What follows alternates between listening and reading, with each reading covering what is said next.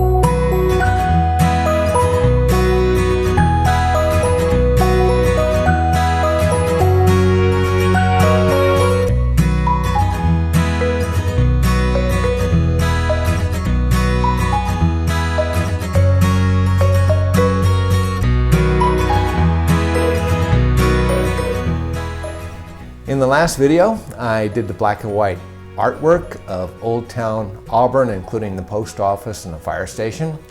And in this video, I'm going to show you the color rendition of that sketch as I bring it into the computer and create that.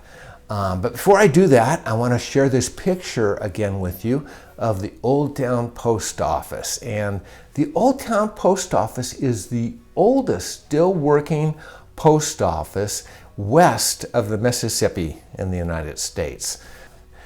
And the other thing I want to share with you, I noticed this old photograph up on the wall in the post office, and it shows an old gold miner just maybe even leaving the post office, and the post office is behind him on the right hand side. And this is a later photo taken of a stagecoach in front of the post office. Now, the first thing I did in order to make this color rendition of the black and white sketch is I copied the sketch and I placed it in my computer on the software program. And then I started using my software to enhance this black and white sketch. And you're going to be seeing me go through that process. I'm going to be doing it a little bit faster than some of the other work I've done in other videos or vlogs, but I still hope you enjoy it, and I'll be explaining it as I go along in the process. This is my illustration on the computer. It's of course a black and white illustration, and I'm going to be adding color to that. And as you can see on these layers, I already have gone to the work, and it was quite involved and extensive, and so I'm not taking you through each step, but I am going to be giving you an overall view of what I did. So first of all, I want to take that black ink line sketch and I want to take it down in its opacity so it doesn't distract too much from my explaining the artwork. The first thing I did was to do the color for the sky, and all of this work is going to be pointillized or pixelate pointillized. So it's all going to be given that texture that I like so much. I'm going to zoom in on this so you can see it better. This is pointillized at a scale of 7, and now, so those gray lines are just what you see from this black pixel line sketch. So we'll bring it back into its fit on screen. And so that's what I did with the sky. I also picked up the line work that you can see here. I've subdued it, but if I make it solid and bring it to the front of that sky, you can see I picked up on that black and white line work and incorporated it into the line by coloring it a little bit purple. I didn't use the whole thing, but I used a bit of it because I like that line work in the sky. I'm going to take the opacity down on that again. And these are all layers, so that's easy to work with. There we go. The next thing I worked on was the background, the trees, and again, and of course the train and the train tracks. And so what I did is I took the ink line sketch and I first of all I painted some color behind the ink line sketch according to what I feel would be the best values and the best intensities for those. And then I also used the ink line again for a little bit of the work. And you can see the ink line around the train and the coloration I used there. And of course, again, this is pointillized, and it's the same value of pixelate pointillized that I used in the sky. So it really works out well together, the whole thing.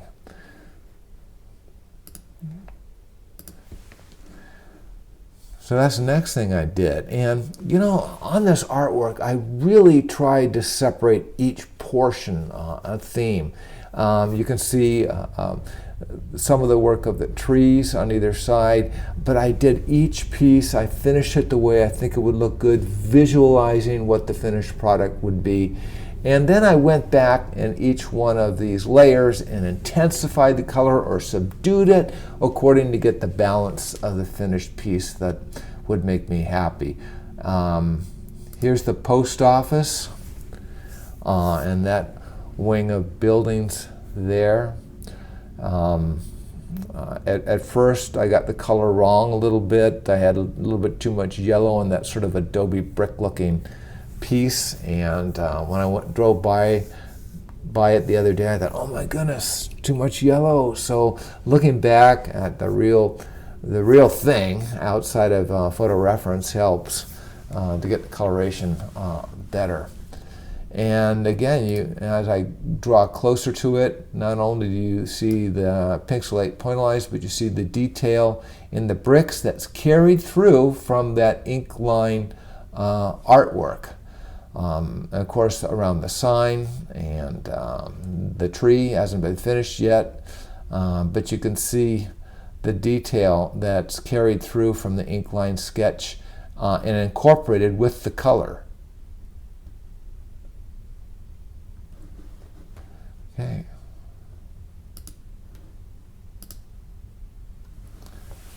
The next thing is the tree on the left. I wanted that to be very dark, but I didn't want it to be solid black. I wanted, of course, to include some color in it. The greens, a little warmer down here as it came to the ground. And of course it went around the lamp. And if you get closer to that, you can see a little bit better of the pixelate pointillized filter For those of you that aren't familiar with that, I'll drop down to that. It's Pixelate Pointillize. And again, what I chose when I wanted to do that is I chose a setting of 7. And right now I was picking something we're not even going to pay attention to it because we're just canceling. But that's the effect that I want to. And the other thing I want you to realize too is when I did the sky, when I did the vegetation, the plants, when I did this, I used different colored background colors, which gives the effect I want it to.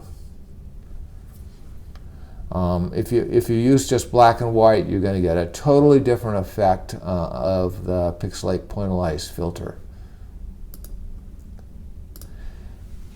Hopefully, if you really want to know more about that, you'll go back into one of my former vlogs, Barcelona, where I did the Sagrada Familia. I used a lot of Pixelate Pointillize in that, and you can see why I chose different background colors for the different steeples on the Sagrada Familia. Now, the tree on the right, that's very dark, and I wanted it, of course, to be dark, and you can see that now the firehouse is beginning to pop out of the picture. You can see it more in detail, and there's lightness and darkness in that, and I carried that through again from the black and white sketch. You can see it already in the black and white sketch, and I carried that through.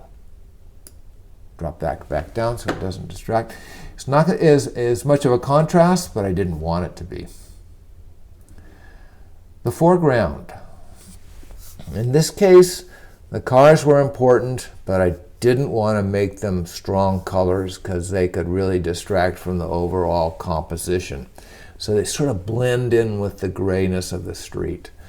And that's pretty much what I did with that. I didn't want to over-intensify the black and white in any of this because, once again, I want to show off that post office. And last of all, icing on the cake, of course, is the firehouse.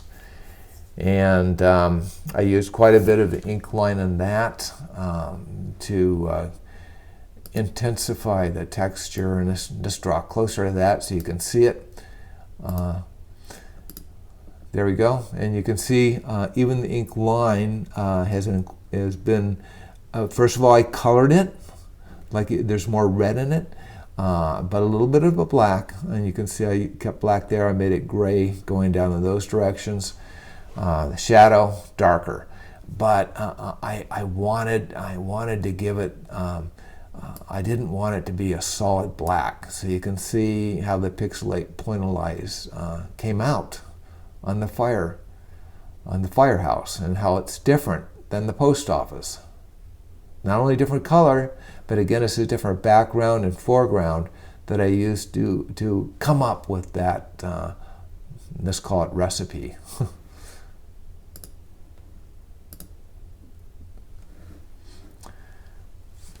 And now, after that, that's pretty much what I did with the color. I know I went through that very quickly, but it was a fun thing to do. And again, it's sort of like a stage set. I have all these different layers that I used, and I did one at a time to get what I wanted to balance out with the total composition. Then I went back in it again, and I intensified certain areas, and so that you'll see on the finished piece.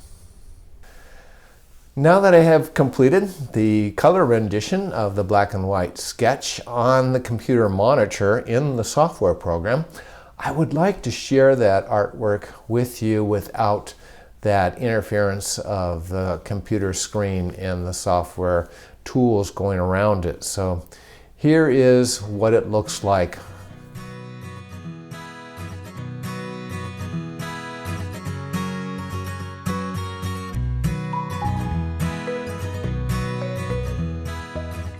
If you would like to see that artwork in my art gallery, I would encourage you to go to TravelnSketch.com.